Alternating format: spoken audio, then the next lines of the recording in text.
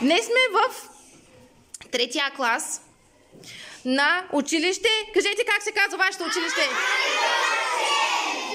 Ангел Кънчев. За тези, които не са разбрали. И си правим едни красиви рамки за снимки.